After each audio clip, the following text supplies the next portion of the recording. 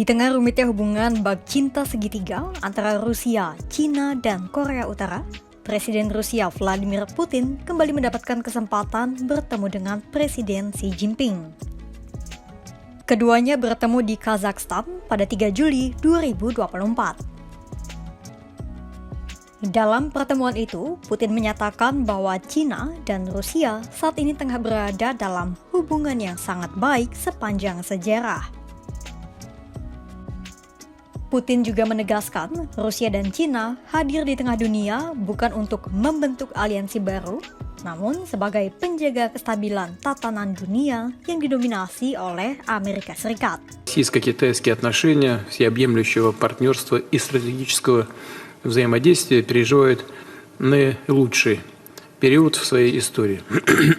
Они выстраиваются на принципах равноправия, взаимной выгоды и уважения суверенитета друг друга. Наше сотрудничество не направлено против кого бы то ни было. Мы не создаем никаких блоков и союзов.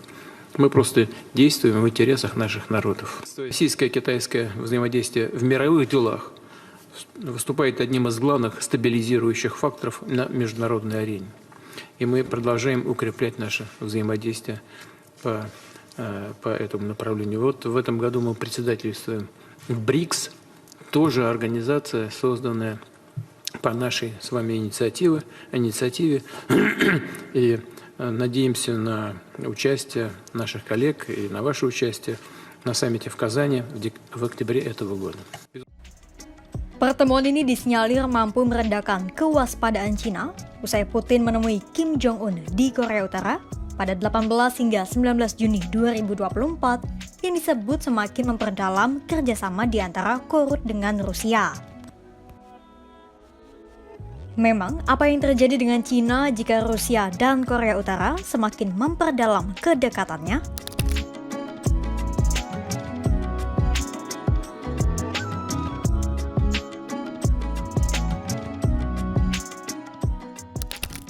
Walau singkat, namun pertemuan antara Kim dan Putin pada 20 Juni 2024 lalu telah menghasilkan sebuah fakta perjanjian yang cukup penting.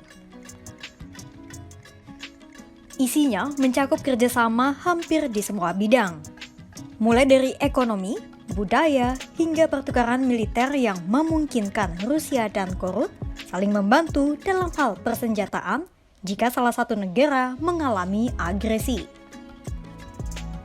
China yang menjadi salah satu mitra terbesar bagi Rusia dan Korea Utara pun hanya memandang dari kejauhan dengan was-was.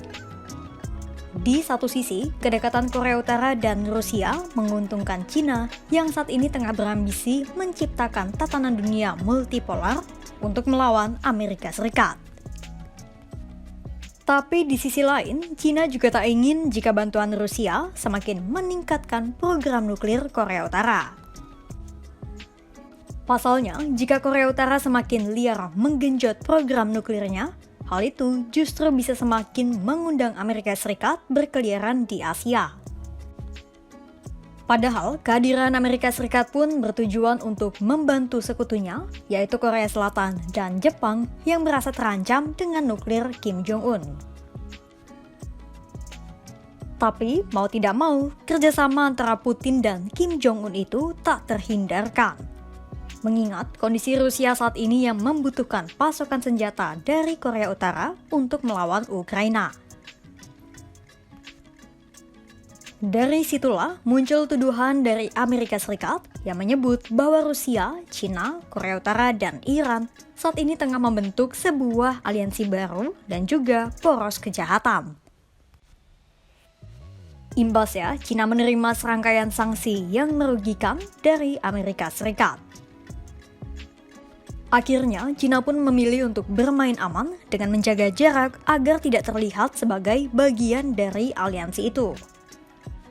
Alias tidak menawarkan bantuan militer secara langsung kepada Rusia, namun tetap mengirimkan bahan baku pembuatan senjata untuk Moskwa.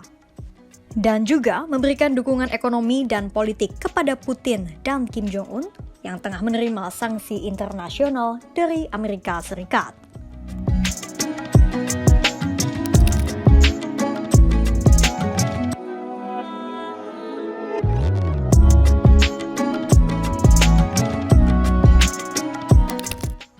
Sebenarnya, tak hanya kali ini saja Putin dan Xi Jinping menunjukkan ambisi mereka membangun tatanan dunia multipolar.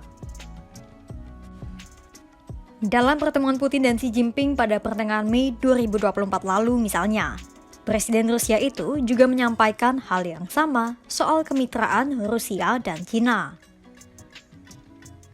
Putin menyatakan bahwa kerjasama Rusia dan Cina tak bertujuan untuk melawan siapapun, namun untuk kepentingan rakyat Cina dan Rusia.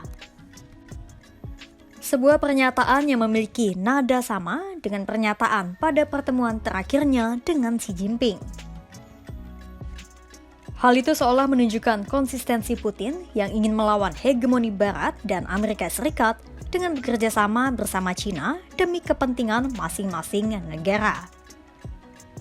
Meski hubungan Rusia, Cina, dan Korea Utara saat ini banyak dipengaruhi oleh eskalasi internasional di era modern dan juga dominasi Amerika Serikat, namun sejatinya ketiga negara itu telah memiliki ikatan sejarah yang sudah dicatat sejak lama.